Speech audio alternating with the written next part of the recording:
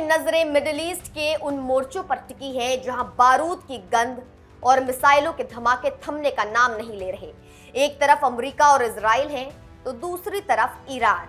लेकिन इस भीषण युद्ध के बीच रूस से एक ऐसी खबर आई है जिसने दुनिया के बड़े बड़े कूटनीतिज्ञों को सोचने पर मजबूर कर दिया है। रूस के विदेश मंत्री सर्गेई लावरोव ने हाल ही में एक बहुत बड़ा बयान दिया है। लावरोव ने साफ कहा है कि रूसी राष्ट्रपति व्लादिमीर पुतिन को प्रधानमंत्री नरेंद्र मोदी का बेसब्री से इंतजार है। खबर है कि पीएम मोदी इसी साल मॉस्को का दौरा कर सकते हैं और इसकी तैयारियां जोरों पर हैं। अब सवाल ये उठता है कि जब दुनिया दो घड़ों में बंटती दिख रही है, तब पुतिन को भारत और पीएम मोदी की इतनी जरूरत आखिर क्यों है? इसके पीछे कई गहरी वजहें हैं। पहली वजह है वैश्विक ऊर्जा संकट। अमेरिका और इजराइल के ईरान पर हमलों की वजह से दुनिया भर में तेल की सप्लाई चेन चरमरा गई है। ईरान ने स्ट्रेट ऑफ हॉर्मुज को पूरी तरह बंद कर दिया है, जिससे कच्चे तेल की कीमतें $115 प्रति बैरल के पार जा चुकी हैं और इससे भी ज्यादा जाने की आशंका भी जताई जा रही है।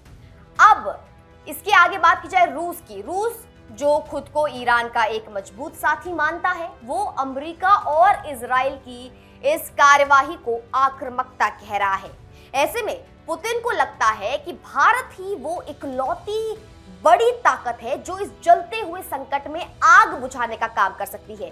पुतिन को मोदी का इंतजार इसलिए भी है क्योंकि भारत की भूमिका इस वक्त निर्णायक है। भारत ब्रिक्स का एक बहुत ही महत्वपूर्ण सदस्य है, जिसमें रूस, चीन और ईरान भी शामिल है। रूस को उम्मीद है कि भारत ब्रिक्स के मंच का इस्तेमाल करके इस जंग में मध्यस्थता कर सकता है। पुतिन को भरोसा है कि पीएम मोदी अपनी साख का इस्तेमाल करके अमेरिका पर दबाव डाल सकते हैं या कोई ऐसा डिप्लोमेटिक रास्ता सुझा सकते हैं जिससे ये महायुद्ध रुक सके।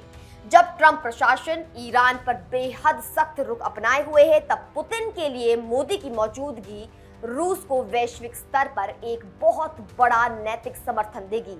भारत की स्थिति इस पूरे मामले में बहुत ही दिलचस्प है।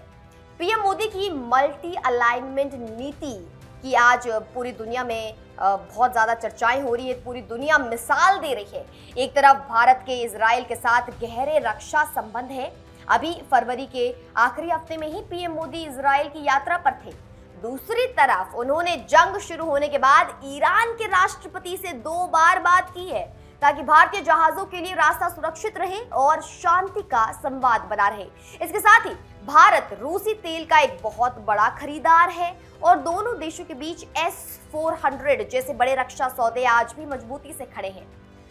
यहाँ पर आप देख सकते हैं पीएम मोदी की जो डिप्लोमेटिक स्ट्रेटेजी है, जो नीति है, दिखा रही है कि किस तरीके से हम ईरान के साथ भी है, इजराइल के साथ भी है, अमेरिका के साथ रिश्ते आप सबको मालूम ही हैं और रशिया के साथ भी रिश्ते आप देख रहे हैं।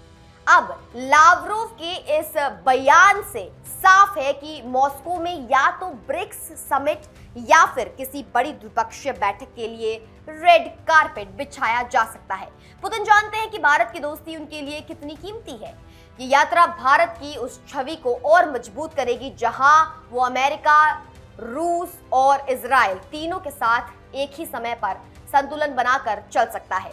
दुनिया अब सांसें थाम कर इस मुलाकात का इंतजार कर रही है, क्योंकि जब मोदी मॉस्को की धरती पर पुतिन के साथ मिलेंगे, उनके साथ हाथ मिलाएंगे, तो मुमकिन है कि वहीं से शांति का वो रास्ता निकले जिसकी तलाश आज पूरी इंसानियत कर रही है। नमस्कार।